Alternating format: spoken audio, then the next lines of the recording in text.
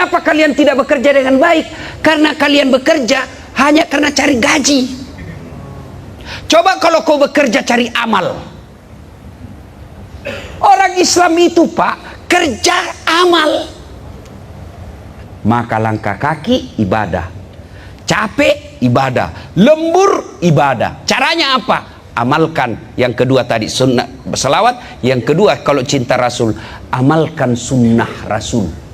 Apa sunnah Rasul kalau cari nafkah? Wudhu dulu. Bapak mau pergi kerja, pasti mandi kan? Pasti mandi? Iya. Cuma bedanya ada mandi junub, Anda mandi biasa. Kalau sudah pensiun, tidak ada lagi kayaknya mandi junub Pak ya. Nah karena pasti mandi, tuntaskan mandimu, akhiri dengan wudhu. Ini kan perkara gampang. Tapi Allah katakan orang selalu ada wudhunya. Innallaha yuhibbut tawwabina. Saya cinta kepada hambaku yang selalu dalam keadaan suci. Kalau Allah cinta kepada kalian bos, apapun yang kalian minta pasti Allah kasih. Maka wudhu, supaya ibadah ini, kerja kita ini ibadah. Yang kedua, pakailah pakaian yang islami. Kalau Anda cowok, jangan pakai yang sempit bajunya, celananya. Kalau Anda cewek pakai jilbab, jangan sempit-sempit jilbabmu. Yang longgar-longgar. Pedal. Boleh, boleh, itu olahraga. Yang tidak boleh, kalau pakaiannya seksi. Olahragalah dia. Senam di depan kantor, bajunya sempit-sempit, ibu-ibu di depan, bapak-bapak di belakang, wajunya lagi tuh perempuan warna kulit. Satu, dua, bapak-bapak di belakang. Tiga. Enggak sunnah itu olahragamu. Nah, supaya pekerjaan ini jadi ibadah, laksanakan sunnah. Wudhu dulu, pakaian yang islami. Sebelum keluar baca doa, inna solati wa nusuki wa mahyaya wa mamati lillahi rabbil alamin. Sudah itu menghadap menuju ke pintu. Lalu sebelum keluar pintu, baca doa, bismillahi tawakkaltu la haula wala quwata illa billah. Sunnah kanan dulu meluar. Kalau nenek saya ajarkan, ini namanya sugesti.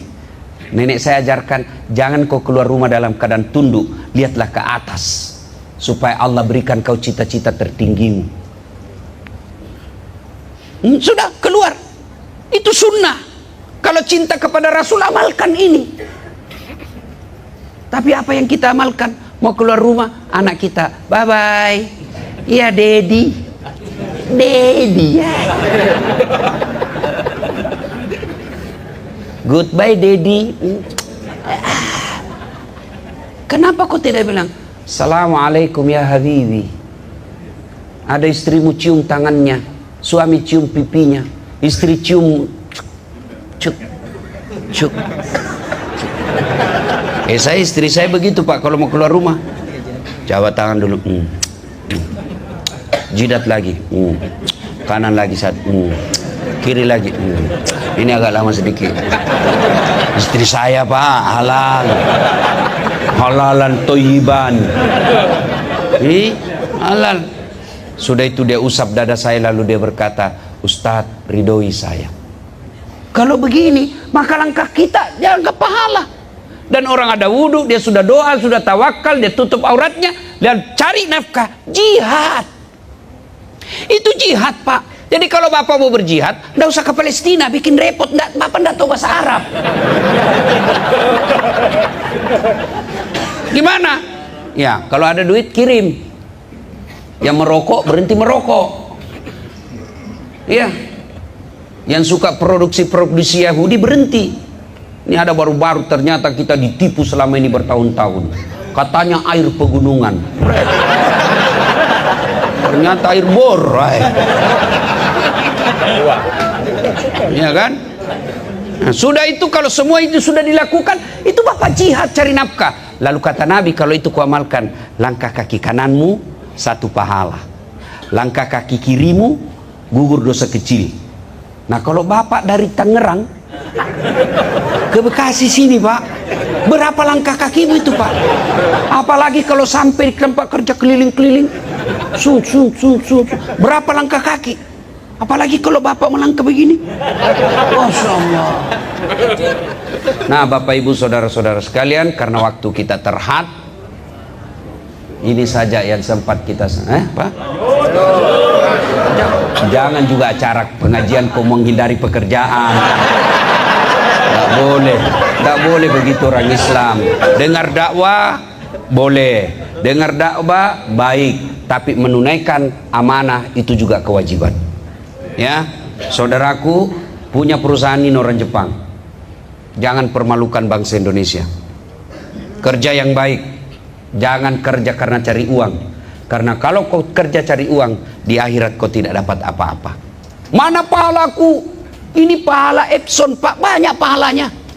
Kalau bapak bekerja supaya orang yang kuliah, orang yang belajar agama gampang ngeprint, itu jihad. Maka jangan kerja asal-asal. Bayangkan kalau bapak punya print sampai tangannya Ustadz Dasat Latif, saya pakai ngeprint. Contoh, iya kan? Nah, ternyata print itu dibuat oleh sedulur-sedulur, dibikin oleh saudara. Selama printer ini saya pakai untuk kepentingan dakwah, bapak juga dapat pahala. Itulah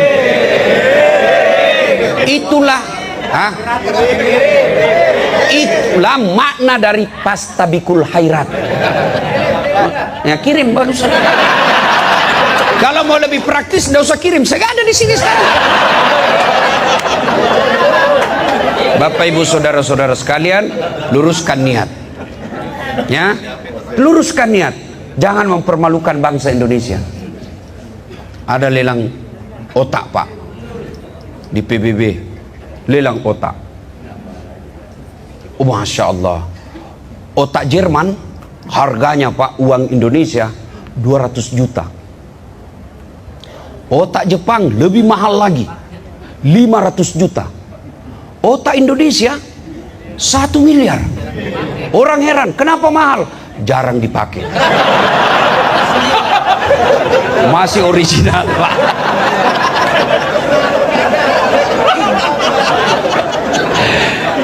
Bapak ibu saudara-saudara sekalian, terima kasih undangannya. Saya berharap masih diundang juga di tempat ini, insyaallah. Mudah-mudahan pekerjaan kita jadi amal, anak-anak kita jadi soleh dan soleha, istri kita menjadi istri yang taat kepada agama dan taat kepada suami. Lebih dan kurangnya mohon dimaafkan. Dari mana datangnya cinta? Tunggu dulu, bilang cakep. Dari mana datangnya cinta? Dari Facebook turun ke WA. Dari mana datangnya kecewa? Setelah ketemu ternyata berbeda. Terima kasih. Usikum wa nafsi bitaqwallah.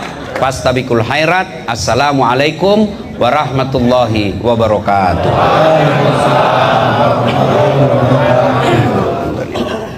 Rumah. Ya Muhammad, ini sedekah. Silakan kau nikmati. Nabi mengambil 1 biji. Begitu ngambil 1 biji, mau disuap, mau dimakannya, Nabi bertanya, apa ini kau bilang tadi? Sedekah, disimpannya kembali, tidak jadi dimakan. Salman berkata, ciri pertama masuk, tidak makan sedekah. Kalau pengurus PAN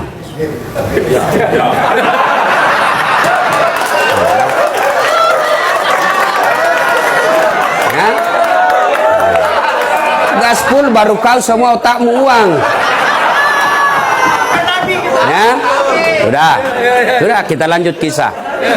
Ya, nah besok datang lagi Salman. Ya Muhammad, ini hadiah. Diambil apa? Hadiah. Nabi pun memakannya. Tapi Nabi tahu ini anak muda lagi diselidiki saya. Maka Salman berkesimpulan 2 ciri-ciri sudah masuk. Lagi 1 ciri-cirinya. Apa? Ada tanda lahir di belakangnya. Orang Bugis bilang baba. Pak Sul, saya tidak tahu apa bahasa Indonesianya itu baba. Tapi kalau orang Bugis bilang baba sudah tahu. Hitam di belakang. Apa? Hah? Tompel itu di pipi, bos.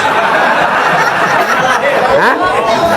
Tanda lahir. Bengkok telinga, tanda lahir juga namanya. Pokoknya baba. Itulah, pokoknya baba lah ya, supaya ringkas cerita. Nah, sudah ketemu.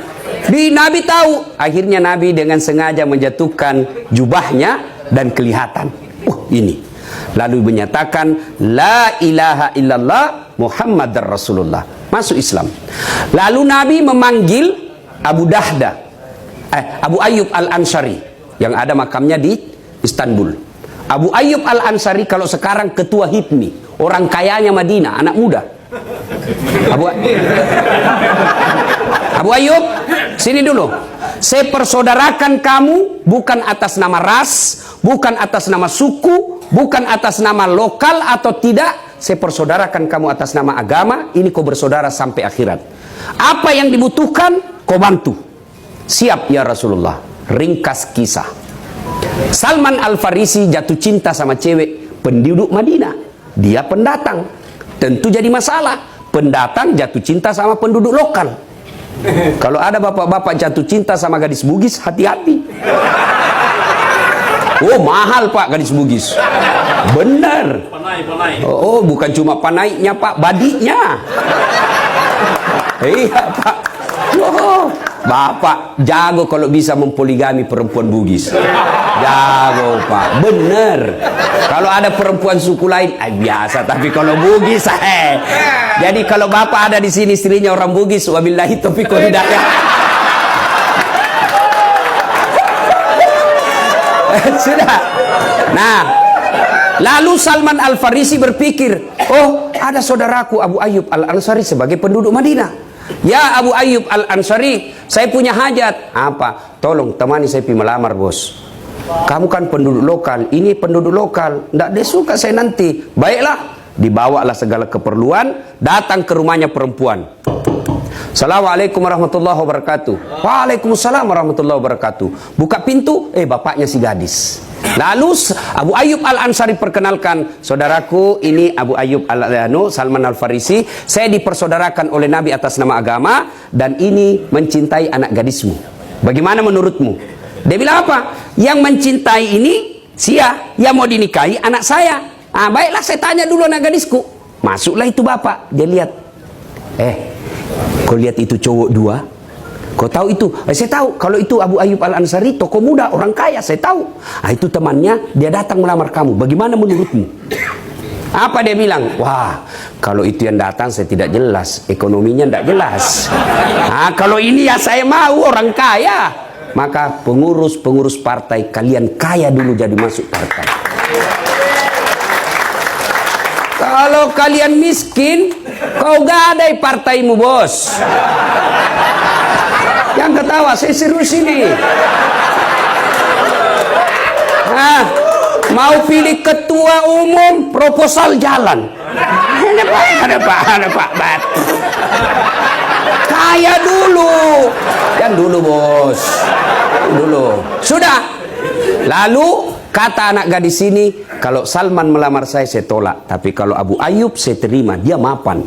Dan Islam tidak melarang kita matre.